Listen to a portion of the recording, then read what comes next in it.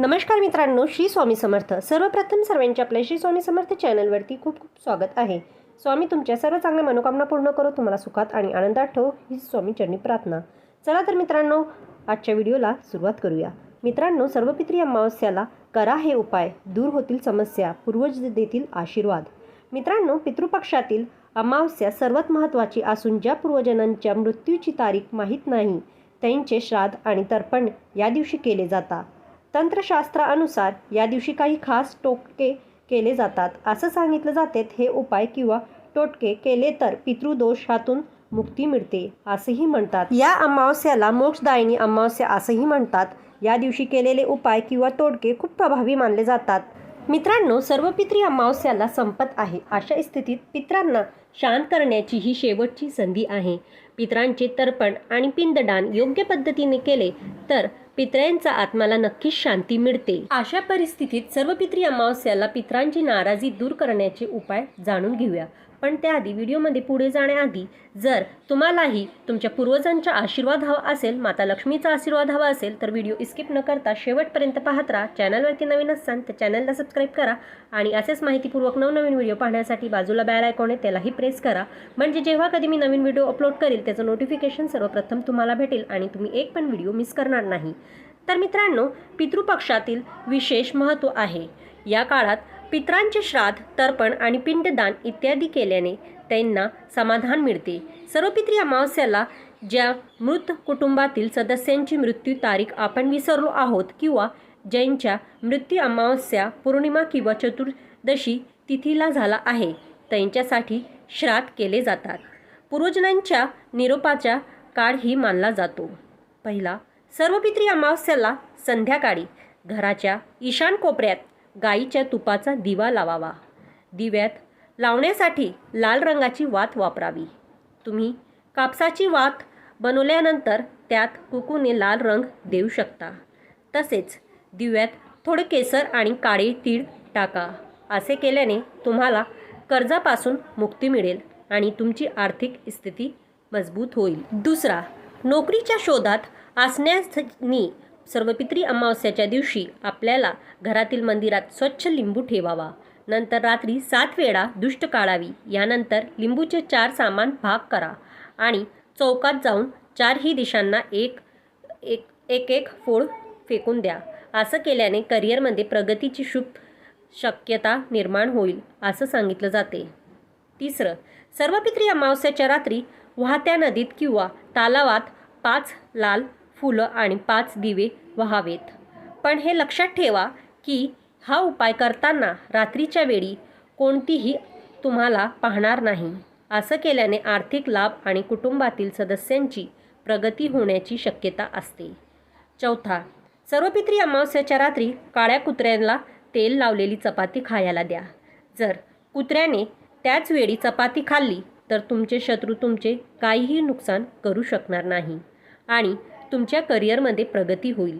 तसेच या दिवशी मद्यपान करू नये, मांसाहार करू नये, खोटे बोलू नाही, अनैतिक कृत्य करू नये, कारण असे केल्याने पितर नाराज होतात अशी मान्यता आहे. पाचवा, सर्व पितरी अमावस्याच्या दिवशी कालसर्प दोषापासून मुक्ती मिळवण्यासाठी सकाळी स्नान आणि ध्यान करून चांदीच्या नागाची पूजा करावी. यानंतर पांढऱ्या फुलांसह ते वाहत्या पाण्यात वाहून द्या.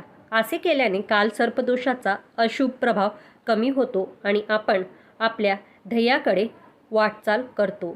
6वा, पितृपक्षातील अमावस्याला पितरांसाठी भाबडीच्या झाडाखाली अन्न ठेवावे. तसेच पितरांना कच्चे दूध, 2 लवंगा, बताशे आणि काळे तीळ अर्पण करावे. असे केल्याने तुम्हाला नोकरी आणि व्यवसायासह जीवनातील सर्व समस्यांपासून समाधान मिळेल आणि नकारात्मकता शक्ती देखील दूर राहील. 7वा, पितृपक्षातील अमावस्याला पितरांच्या नावाने तर्पण आणि श्राद्ध विधी करा आणि गरीब आणि गरजू लोकांना अन्नदान करा. तसेच काळ्या मुंग्यांना साखर मिसळलेले पीठ तर माशांना पिठाचे गोळे खायला द्या. या उपायाने तुमचे सर्व मनोकामना पूर्ण होतील आणि तुम्हाला तुमचे पूर्वजांचा आशीर्वादही मिळतील. 8वा, सर्व पितरी अमावस्याच्या दिवशी सकाळी स्नान करून गायत्री मंत्राचा जप करताना सूर्यदेवाला जल अर्पण करावे. असं मानलं जाते की या दिवशी सूर्यदेवाला जल अर्पण केल्याने पूर्वज संतुष्ट होतात. 9. पिंपळाच्या झाडामध्ये पूर्वजांचा वास मानला जातो. त्यामुळे या दिवशी पिंपळाच्या झाडाला जल अर्पण करावे. संध्याकाळी इथे दिवा लावावा. 10. या दिवशी पितरांना काळ्या तिळाचे पाणी अर्पण केल्याने त्यांचा आशीर्वाद प्राप्त होतो. 11. सर्व पितरी अमावस्येच्या दिवशी पितरांना दूध, तीळ, कुशा, फुलं आणि सुगंध मिश्रित पाणी अर्पण करावे. या पाण्याने तर्पण केल्याने पितरांची तहान भगते असं मानलं जाते. 12. या दिवशी गाईला हिरवा पालक खाऊ घालणे खूप शुभ मानलं जाते. हा उपाय केल्याने गायीसह सर्व देवी देवतांचे आशीर्वाद प्राप्त होतात. तसेच पूर्वज प्रसन्न होऊन धन समृद्धीचे आशीर्वाद देतात. 13.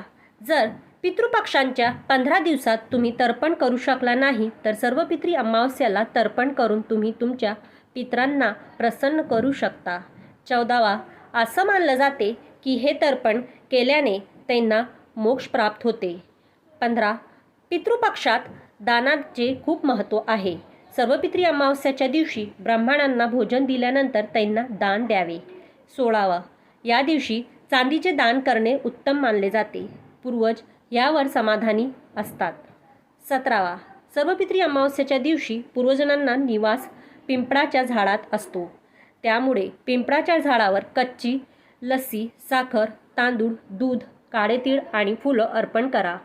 ओम पितृभ्य नमः मंत्राचा जप करून 11 प्रदक्षिणा घाला. यानंतर पितृ सुक्ताचे पठण करा. संध्याकाळी पिंपळाच्या झाडाखाली दिवा प्रज्वलित करून काळे तीळ अर्पण करा. यामुळे तुमच्या वाटेतील अडचणी दूर होतील आणि पूर्वजनांचीही कृपादृष्टी तुमच्यावर कायम राहील. 18. सर्व पितरी अमावस्याला 2 पूर्वजनांच्या नावाने लोकांना जेवण द्यावे किंवा गरजवंतांना खाऊ घालावे. मुंग्यांना गोड पीठ किंवा माशांना पिठाचे गोळे खायला द्यावेत. हे उपाय केले तर तुमच्या सगळ्या इच्छा ज्या आहेत ते पूर्ण होतील. तर मित्रांनो, हे जे उपाय आहेत तर हे आपल्याला सर्व पितरी अमावस्याच्या दिवशी म्हणजे 2 ऑक्टोबरला करायचे आहेत. हे उपाय केल्याने 100% तुम्हाला फळ प्राप्त होणार आहेत. तर मित्रांनो, ही माहिती कशी वाटली? जर ही माहिती आवडली असेल तर आमच्या व्हिडिओला एक लाईक नक्की करा आणि तुमच्या मित्रपरिवारांमध्ये शेअर करा आणि चॅनलवरती नवीन असाल तर चॅनलला सबस्क्राईब करा आणि बाजूला बेल आयकॉनचं बटन आहे त्यालाही प्रेस करा. म्हणजे जेव्हा कधी मी नवीन व्हिडिओ अपलोड करेल त्याचं नोटिफिकेशन सर्वप्रथम तुम्हाला भेटेल आणि तुम्ही एक पण व्हिडिओ मिस करणार नाही. आणि मित्रांनो, व्हिडिओ शेवटपर्यंत ऐकल्याबद्दल खूप खूप धन्यवाद.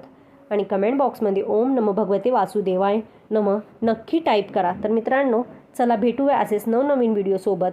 तोपर्यंत श्री स्वामी समर्थ. जय जय स्वामी समर्थ. ओम गण गणपते नमः. ओम नमः शिवाय. हर हर महादेव. ओम नमः शिवाय. हर हर महादेव.